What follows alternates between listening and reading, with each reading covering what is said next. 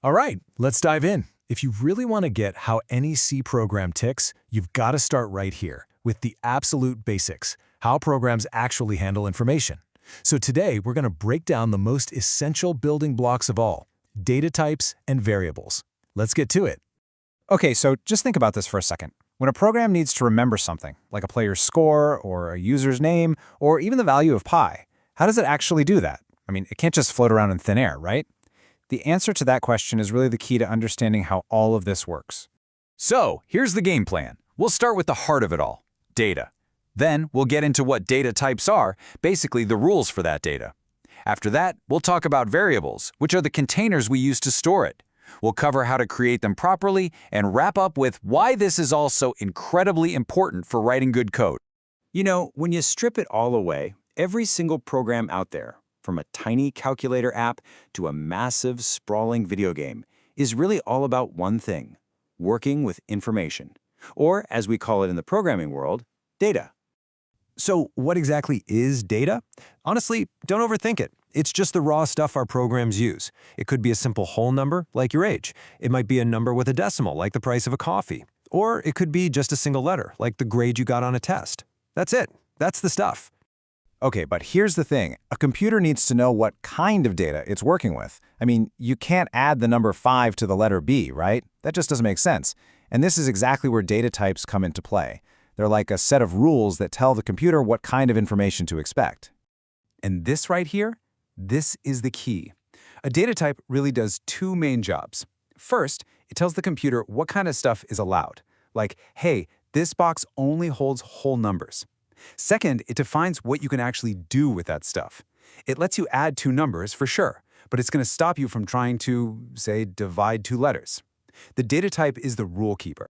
Now, C gives us a few main tools to start with. First up, you've got int, which is short for integer. These are your everyday whole numbers, positive or negative. Then there's float, for floating point numbers, which is just a fancy way of saying numbers that have a decimal point. Next, we have char, which, you guessed it, holds a single character. One letter, one symbol, that's it. And finally, there's void, which is kind of the weird one. It literally means no value. You'll see it a lot with functions that just do something, like print a message, but don't need to send any data back. All right, so we've got our data, and we've got rules for it.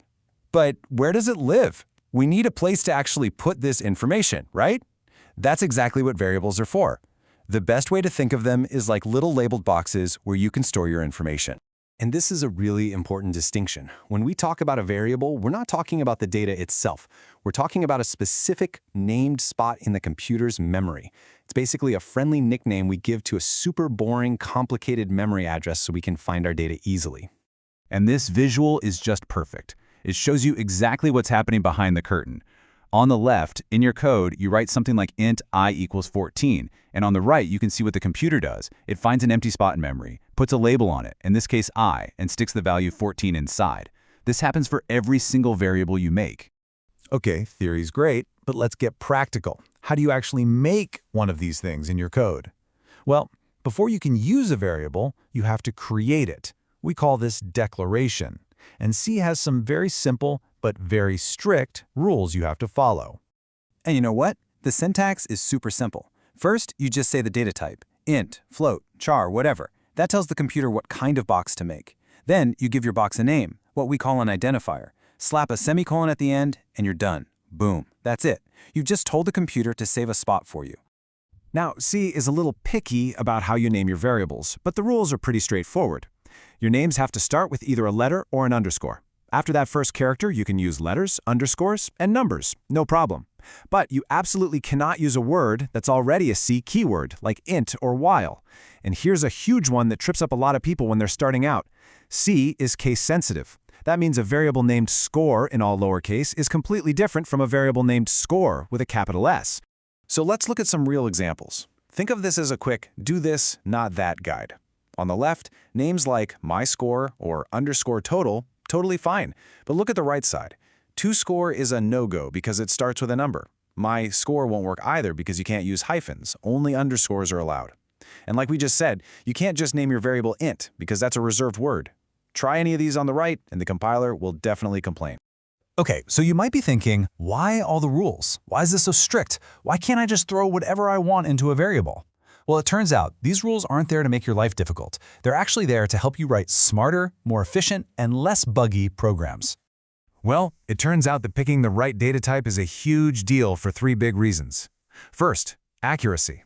If you need to store the value of pi and you use an int, you're just going to get 3. All that decimal precision? Gone. Second, it saves memory. Using a tiny char for a single letter uses way less space than a bigger data type. In a huge program, that stuff really adds up. And finally, it prevents errors. When you tell the compiler, hey, this is an int, it can help you out and flag an error if you accidentally try to stuff a word like hello in there. And this quote right here, it's a great little teaser for what comes next in your C journey. Today, we've nailed down the type, which is absolutely essential. But as you get more advanced, you'll learn there's this other thing called storage class, which gives you even more control over your variables. It's a little peek at just how powerful C can be. And that's it. Data types and variables. They are the absolute fundamental atoms that every single C program is made of. You now have the core knowledge of how a program actually remembers things. So the only real question left is, now that you've got the building blocks, what are you going to build first?